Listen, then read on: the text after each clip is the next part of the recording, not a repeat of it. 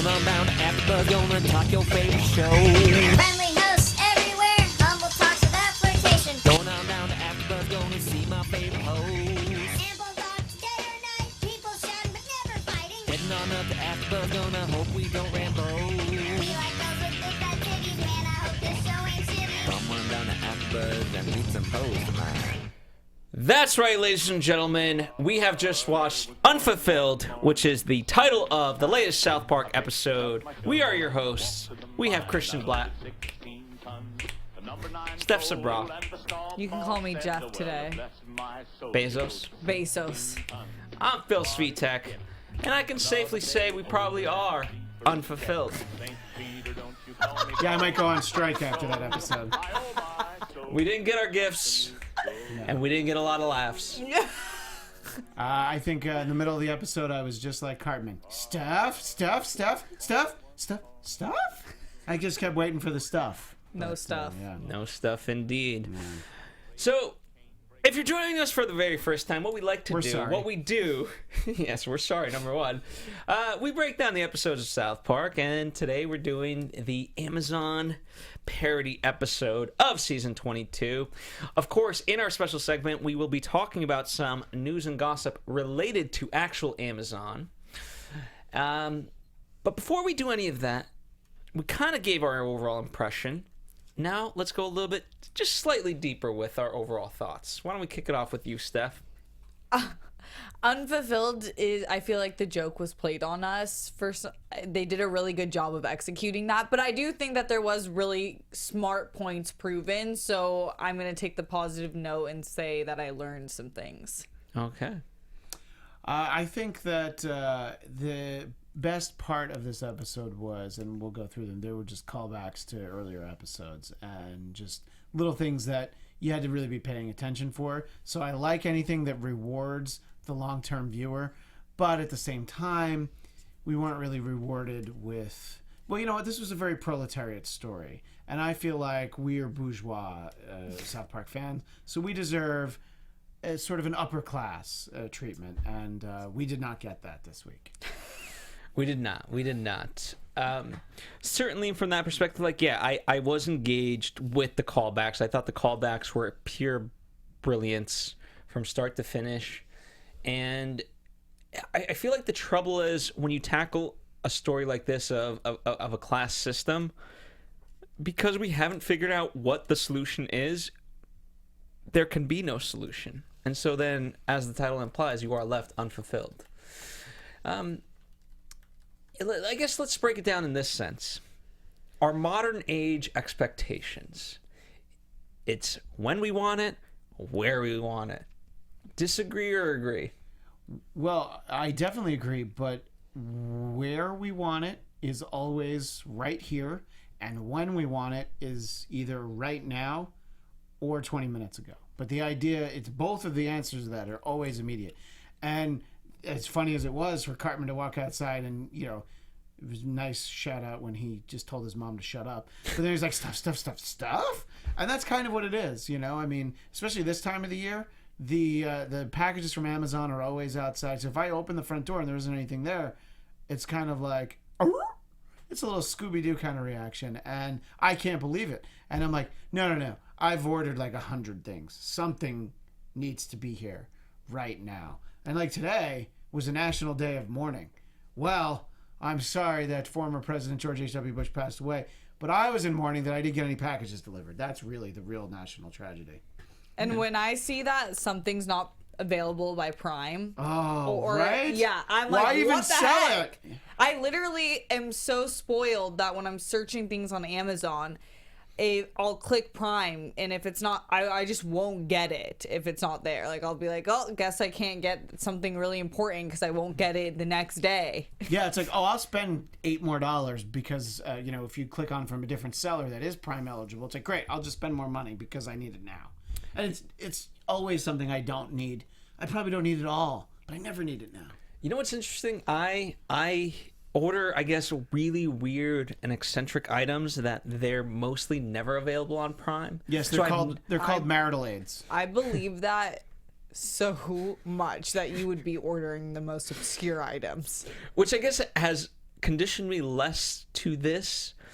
And ultimately, I think back to a Canadian thinker, Marsh McLuhan, who said, the medium is the message, which applied to media theory, of course, but I think it applies now, here and today. What do I mean by this, you ask, Steph?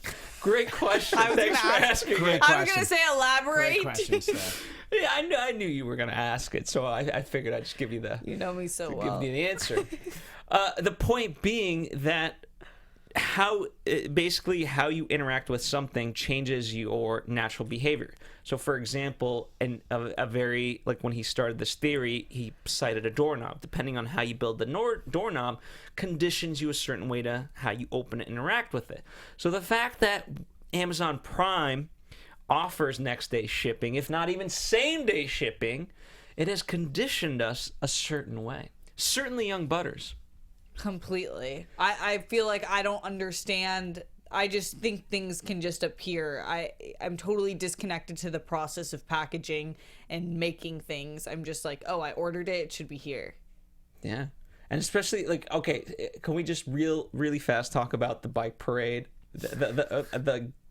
It's Pride bike parade? Well, it seemed like it. I thought he said Pride bike parade, but maybe it's just a regular bike parade.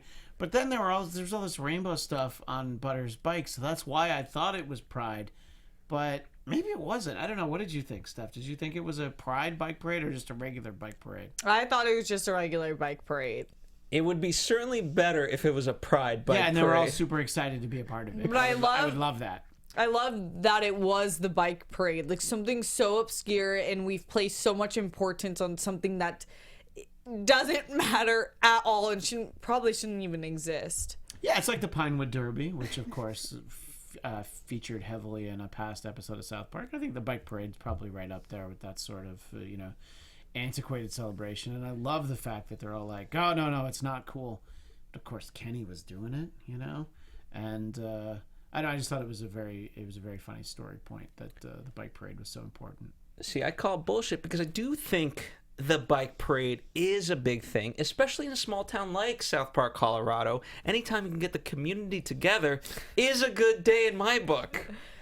But I think the play that we're so focused on getting material for a bike parade rather than focusing on people suffering in their day jobs.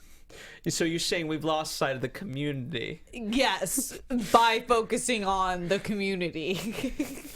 I see. So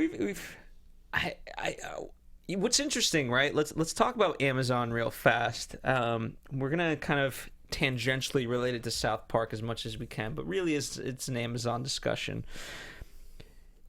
So Amazon started selling stuff. The fact that they now have video, and as an Amazon Prime member, you also get video. But not only that, Amazon, I don't know if you guys know this that much, but they're huge in the tech space. Like Hulu and Netflix and all that probably get serviced through Amazon Web Services. I didn't know that. I didn't know that, actually, no. So, like, in an odd sense, whether it's Google, Facebook, Apple, or Amazon, all these companies, like the theory, like I'm surprised they didn't quite touch on it because this is one small section of what Amazon does, but all these companies are being like giant conglomerates of just controlling everything, and Amazon does control web traffic in addition to fulfillment centers, which is interesting. It's so interesting because when we try to focus on sourcing things in America, we still fail in a sense by monopolizing everything just unconsciously. But obviously the people in control, it's purposeful, but we're always monopolized. No matter where we turn, everything is owned by a bigger company. Yeah, and I guess to Phil's point about, Amazon is even helping their competitors. So, like you said, even Netflix and Hulu, well, they kind of owe a lot to Amazon. And I guess it's these big companies are more in our lives than we think they are. Like, of course, if we order something, we know. But I did like that they included some usage of Alexa, because anybody who has any of those, I have one that I like to leave turned off because, it'll it'll play, like when you decide to play music on it, you'll be like, wasn't I talking about that song like 2 days ago in the kitchen right next to this thing? Really interesting that it started with the song that I was talking about. So it's like, and it's like it'll be spinning around with the blue lights, and you're like, hey Alexa, stop! I wasn't talking to you about anything. And she's like, oh yeah, I'm just trying to learn more things so that I can better serve you. Which I'm pretty sure that's how Skynet formed. It started out as an Alexa for Terminator fans, but yeah, Amazon. It's just it's everywhere, and we welcome it into our house. In terms of yes, Alexa, but just the obscene amount of things that we probably all order. I mean, tell me I'm wrong. No, 100%. And I think that was the most interesting part of the episode for me, is because we're constantly, a lot of people I know, including myself, were like, oh, we want to give to small businesses and we want to buy from multiple different sources so that we're not like being a part of the problem. But then we're also really lazy when it comes to these things. We really just want things in one place. Like, they freaking own Whole Foods, for God's sake, now. It's quite wonderful, isn't it? You know what's interesting? I mean, it's in a weird sense because they don't technically own anything, because it's all, at the end of the day, small businesses or whatever you want to call them putting stuff on their platform. An interesting book to read is actually Platform Revolution, which talks about like all these companies that, let's just say, have 10 employees but like are worth billions of dollars simply because Amazon, Jeff Bezos' term in this episode of South Park is the consumer worker, which is interesting because that whole line of consumer and person is just being blurred, especially as you get in the theory of platform revolution. Yeah, and on a more basic level, I mean, it's like the hive mentality. They really are like the worker bees, and, they have a duty to fulfill. And if for some reason they don't worry, there's millions of others to replace them. Can we talk about Jeff Bezos for a moment? Yeah. That's Yes, actually a very funny part of this. So the design and the way he communicates, he's actually modeled after the Talosians in the pilot episode of Star Trek called The Cage. They have those giant heads. They speak telepathically. They're not entirely butts on the back, but enough so that it was actually really funny. And they also use view screens reminiscent of the Guardian, also from Star Trek. So it was just a nice little thing that was wrinkled in there. As soon as I saw him, I was like, oh, yeah, Jeff Bezos totally could evolve to be one of those. These are like these supremely intelligent alien beings. So that I thought was very funny, but then also just what was the line? I think I wrote it down. Is I can't wait to return to Bezos and rub butts with my wife. Oh God, yes. Because clearly, Jeff Bezos is not one of us. I mean, let's just be very honest about that. So I thought it was very funny that they had him as this kind of like supreme being, because you could paint somebody like that as just sort of like a little bit more of a nerd, or like a Wizard of Oz, like the man behind the curtain. But instead, he's just like, no, he's just he's greater than all of us. He's evolved to a higher plane.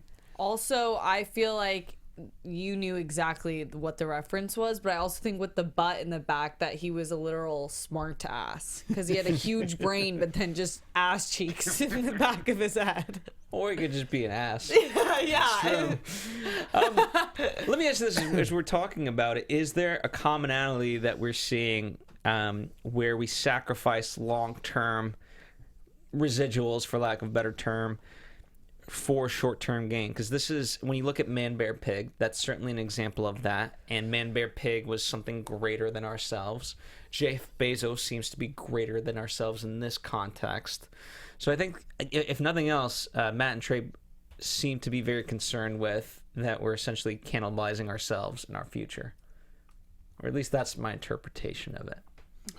Yeah, I mean, it's depending on your viewpoint, it's just sort of the latest version of progress. You go back 20 years, what was the big concern? It was like, the big box stores like Walmart and Costco are going to put the smaller businesses, they're going to run them out of business. And then now it's like, well, even those stores, like, sure, if you absolutely need a power cord or something, you're gonna ask Siri where the nearest Best Buy is because you won't know where it is, but you actually might go there in person. But in general, you don't go to those places as much as you used to.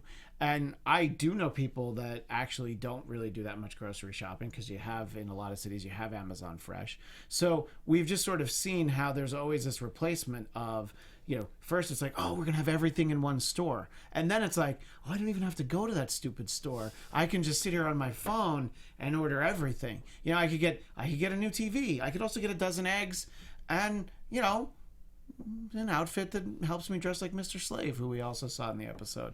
So, you can literally get anything you want at any time. And it's like, in big cities, you could kind of do some variation on that. Like you could get all kinds of food any hour of the night. But now it's like, well, just as long as you can wait till the next day, you can pretty much get anything from Amazon anywhere, no matter how far away you live from a big city. So, I see the point that it's progress, but to Phil's initial point, it is just sort of like, well, to be melodramatic, at what cost? I think someone said in the episode. Well, indeed, at what cost? I knew before this episode that there's an underbelly of Amazon, to say the least. But I believe, Steph, you have some actual news just from today in terms of, this is just us reporting. We don't know how factual all this stuff is. It's from the Washington Post. Fake news. Go on. Fake news, but Tell yeah, me more. But By the way, this happens. Who owns the Washington Post? Jeff Bezos. What? Yes, but anyway, continue. Okay, but you guys know every day, there's so much bad news about Amazon in general in regards to the people working there. And I had to wait 2 days to get a Blu-ray of Black Panther. So yes, that's bad news.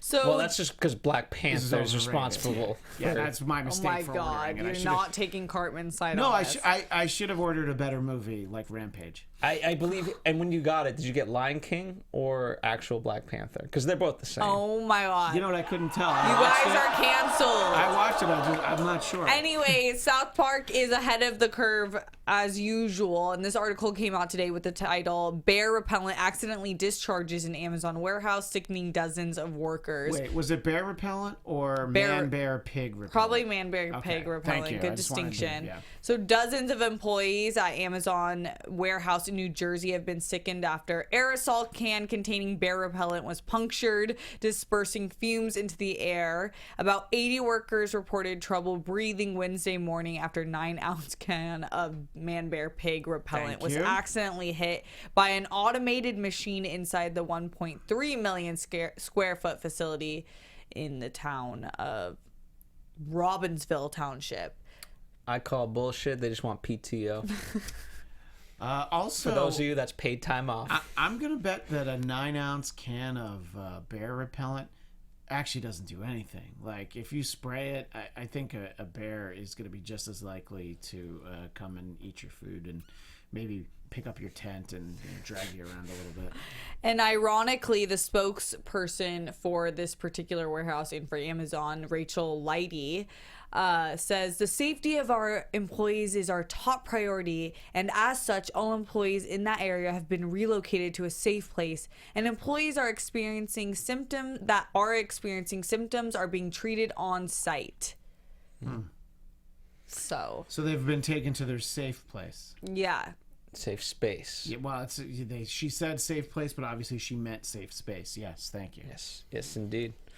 So, you know what? I can't validate these claims, but I've heard reports where people just don't get breaks, so they end up shitting themselves. I can't validate this. I think it's interesting. I don't know. Before we talk about the proletariat at a full capacity, I want to talk about the boys. I thought what Cartman said as far as we always used to hang out, now we don't. Yeah. I thought that was brilliant commentary on the show in general, because now they don't hang out as much. No, and I miss it. There'll be seasons where you barely see Kenny. I mean, they even kind of referenced it. Cartman did. You don't forget about him, but you're like, yeah, why haven't we seen Kenny? Because, it's like you have so many more members in the cast now. And there's something to be said for the old days where it was always the four of them. So I was excited that they were going to do something together. I do like how self-aware South Park is. They always call what the viewers are thinking in their heads. It's called lampshading, by the way, technical term. Really? Yes, when you call out your own criticisms before the critics can do it. Which is, so to that point, a nice kind of segue into, so I love the continuation of the 100% hemp / Randy continuing running Tegrity Farms, yes. So he would be a bourgeois. And he needs Amazon Prime to run his weed business. However, the proletariat, Mr. Butterscotch, is part of the bourgeois, and he does not care that someone with integrity just needs his weed business to operate on time. What do we think? I mean, I think that that's what it really comes down to, is like, as much as Amazon would like to be fully automated and have delivery drones, which we did see in the episode, which I thought was funny. Yeah. But you know, you do still need the people, and well, who's going to get those jobs? It is definitely going to be the proletariat, and I sort of liked that they had their own bars that they all hung out in, you know, sort of these, like the old Union or the coal miners in certain movies and things. I sort of like that, the way that they characterize them, because, you know, for most of us, we probably don't think that much about, like, how awful it must be like to work in one of those warehouses where, yeah, you've got, like, you know, millions of items that you have to get into a little package on a conveyor belt, and there probably is no time. I don't think you have time to shit yourself. I think you have to hold it in, because it's like, no, because even if you shit yourself, that's going to take a few seconds away from, you know, Concentration. Yeah, exactly. And even just in the names, they distinguished like the modern form of it in this particular episode being Prime and USDA choice. Yeah, that was great. Yeah, listen, it's all about status. In an interesting way, you can call everything like a marketing scheme one way or the other. Like, there's so many different ways to view this, class struggles especially. And as much as we've advanced, it's all stayed the same. You know, it's a good point you brought up with the coal miners, because it's 6 of one, half a dozen of the other.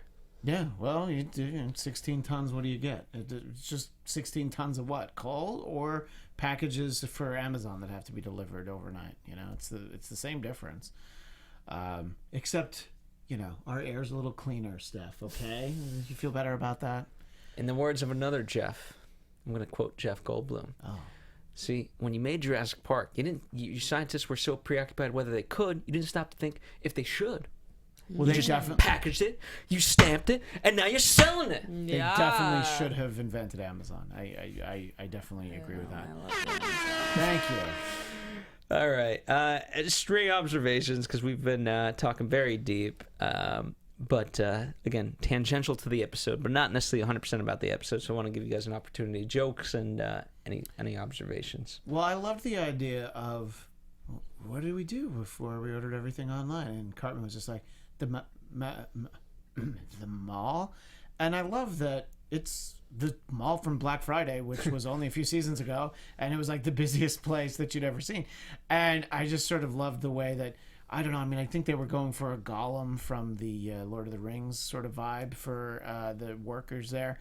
But I thought it was kind of a, you know, anybody that has ever lived in a town where you have the old mall that gets replaced by the better mall. I'm talking about before, even now that everything's online.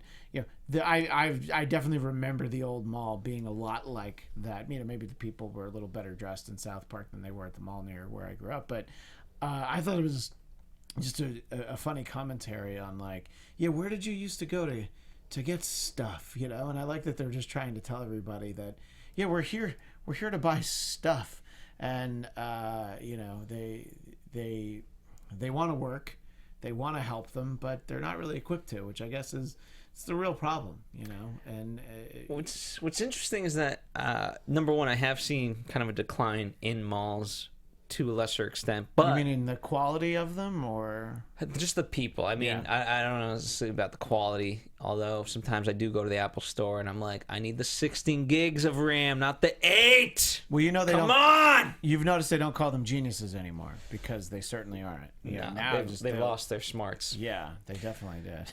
But I think it'll be interesting to see how it all progresses. But anything that's location based is now becoming experiential. Just look at theaters across the. You can drink in your seat. Some have reclining seats. Some you can even order food while at your seat. So Sushi it's all about bars. the experience. You know, there's the one thing that we still have to get out of our seat to do.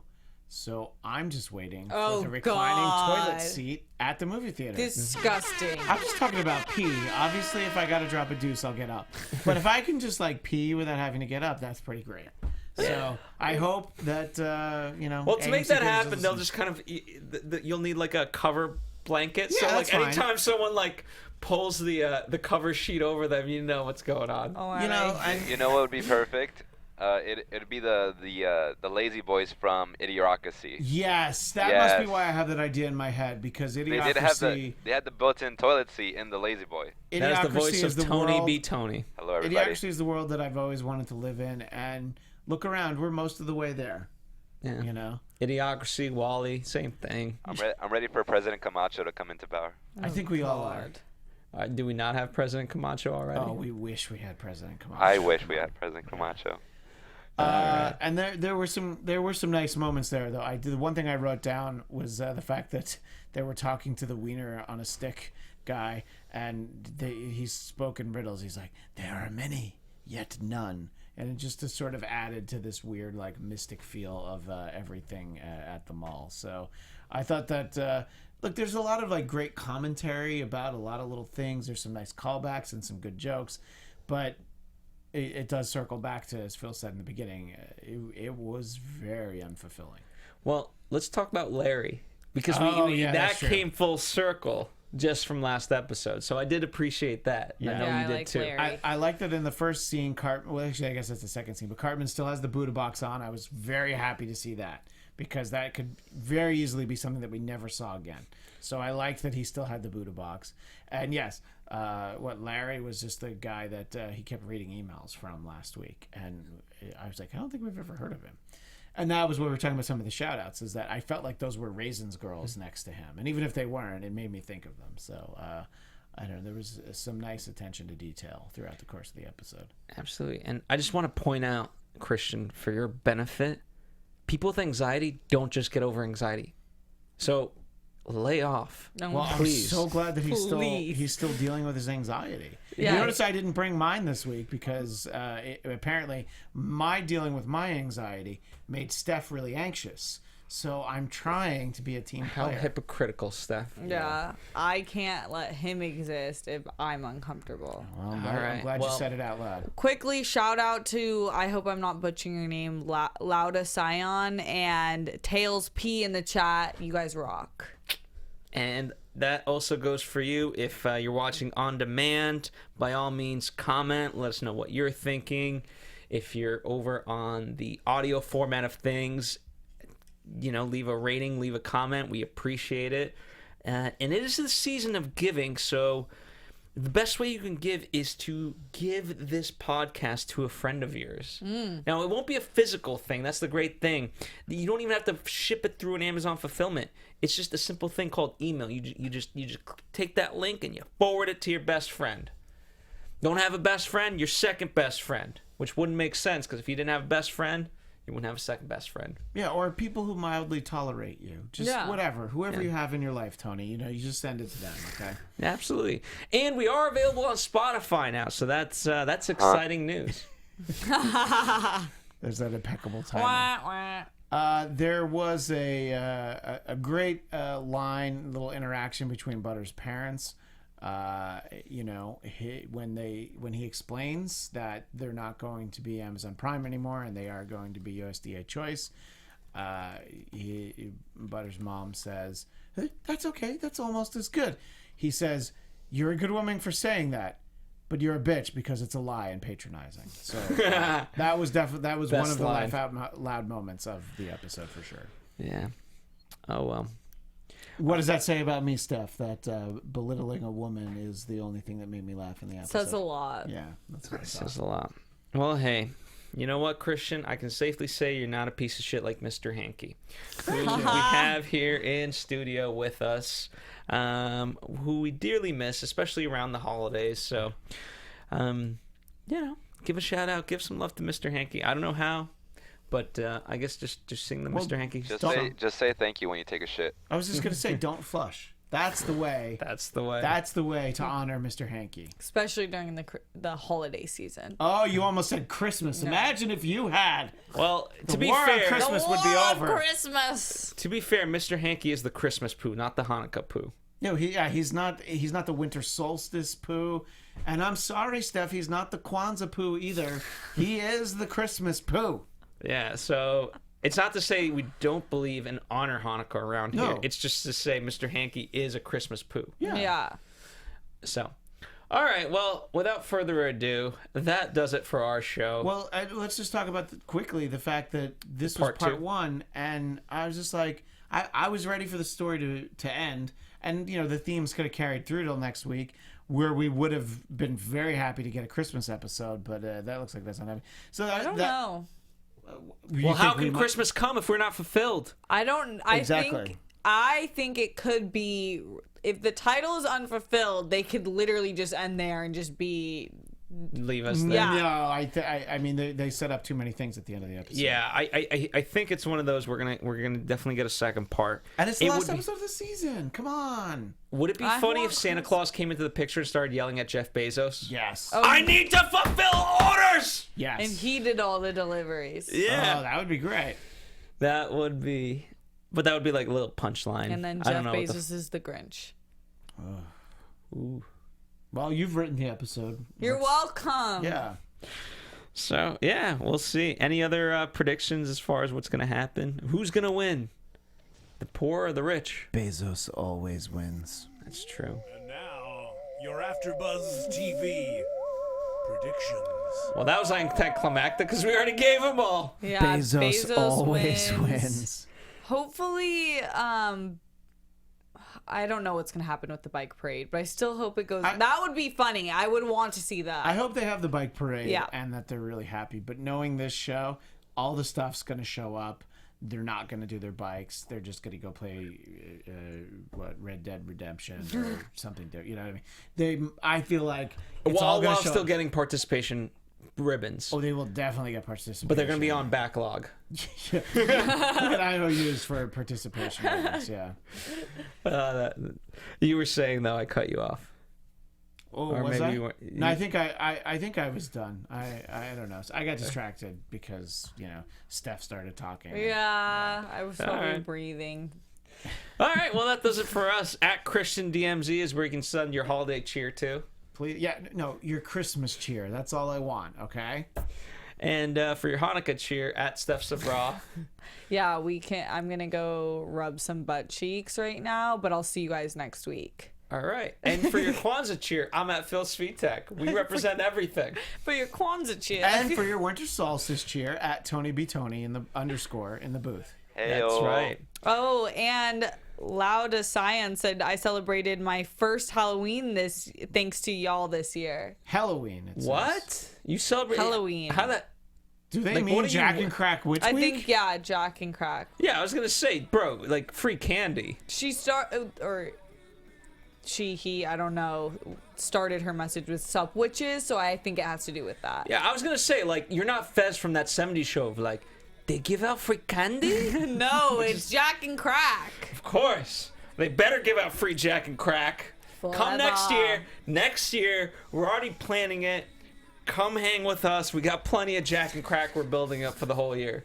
So, all right, thank you guys as always. We'll see you for the final episode of season 22 next week. Bye.